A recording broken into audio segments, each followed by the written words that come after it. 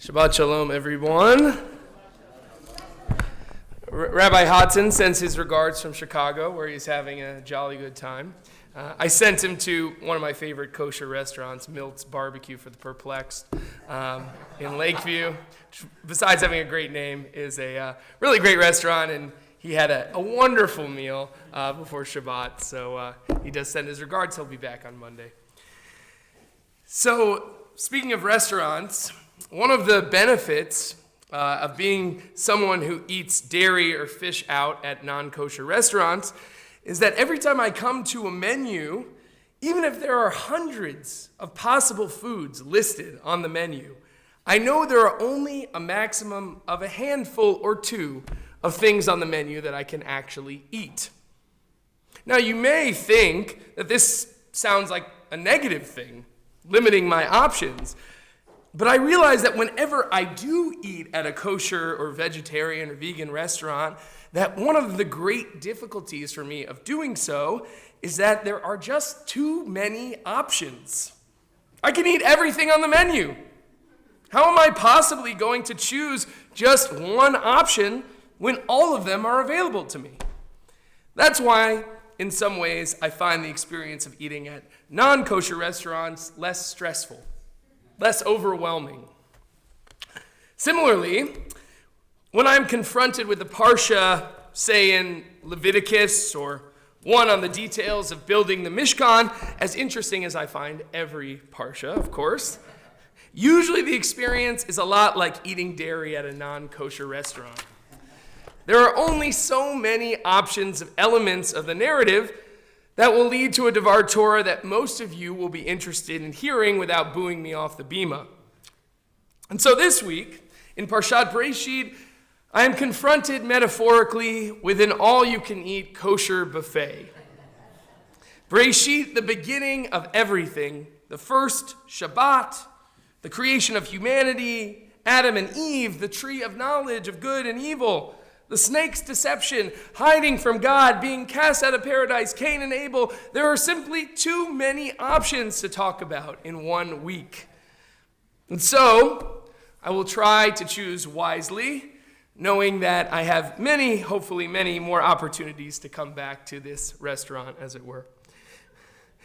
So while the beginning of the Torah gives us a mythos for how the world came to be, in many ways, it's not for the sake of the world itself that it does so. Much as the story of the Torah will become focused on one group of people and their descendants, creation takes us from the broadest possible lens of a chaotic universe and brings it into focus through acts of organization and creation. Yet, the ultimate aim of that creation, it seems from the nature of the rest of the Torah, is to establish how we humans came to be. And not just technically how we came to be, but how we came to be essentially human. On the sixth day, after creating mammals and blessing them to be fruitful and multiply, God takes things a step further. Okay, everyone's distracted. I'm just going to let you finish up. No, it's okay. It's okay. I just see everybody. No problem. It happens. We love you, Rachel. We love you. Just take your time. All good. No, it's okay. No. You're I know you're not. You're the first ones here, so it's awesome. So anyway, on the sixth day, after creating mammals and blessing them to be fruitful and multiply, God takes things a step further and decides to create humans in God's tselem. While usually translated as God's image, what exactly that means is really anyone's guess. Still, many of our greatest commentators have taken a stab at what it might mean. Let's start with Rashi, always a good place to start. Rashi explains that the creation of humans was more hands-on than other creations. All the other creations God spoke into being, as we say, Baruch she'amar v'haya olam, blessed is the one who spoke and brought the world into being. But with humanity, God actually formed them, as it were with God's own hands, stamped almost as a coin in the form of their creator. While this interpretation is in some ways the most direct for the word tselem, as in physical image, it is also in some ways the most problematic theologically, as it anthropomorphizes God, gives God a body. 16th century Italian rabbi Sforno chooses to see Elohim, tselem Elohim, not as the title God itself, but almost as an adjective for spiritual essence devoid of physicality. The word tselem serves to say humans are like an abstract reflection of that spiritual essence, but not incorporeal as their maker, requiring great spiritual refinements to access the heights of their essence. Chizkuni, a 13th century French commentator, has two possible interpretations.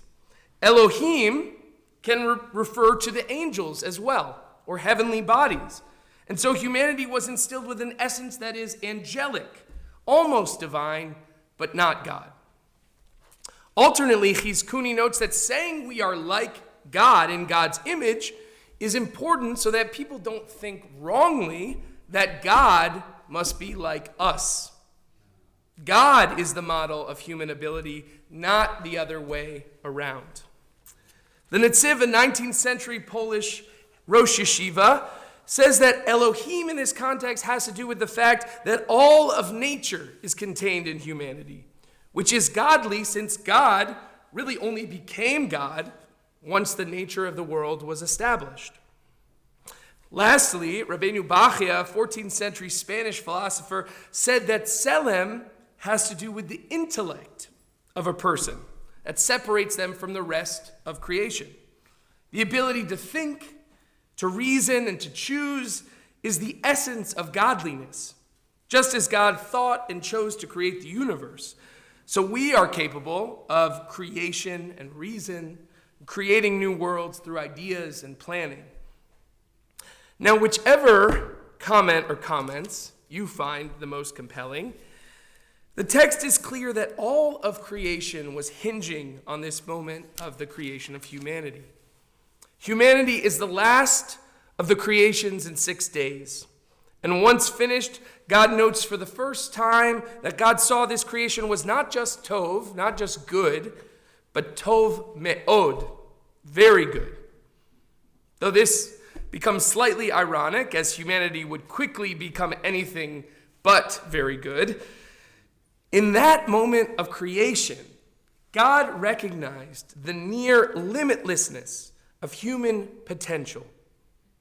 God saw the divine placed in us and reflected that back, perhaps even being excited at what God had created. As we begin a new year, a new Torah reading cycle, let us search for the awesomeness of those divine gifts within us. Let us spend more of our time reflecting godliness to the outside world and more time looking for the divine image in those with whom we interact. Let us seek to remember that even though we are in fact special and blessed with our human abilities, we are still only an abstract reflection of God, not God ourselves. Let us seek to be awakened to that infinite value of all human life on earth, whether it be the people we identify with or especially with the people we don't. Let us remember that the world was created for our sake, but let us also remember that we were created to be the stewards of the planet and its creatures. May these many meanings of tselem reflect in our actions and in our words this year, and may we thereby feel drawn closer to the source of our humanity and to all of creation. Shabbat shalom.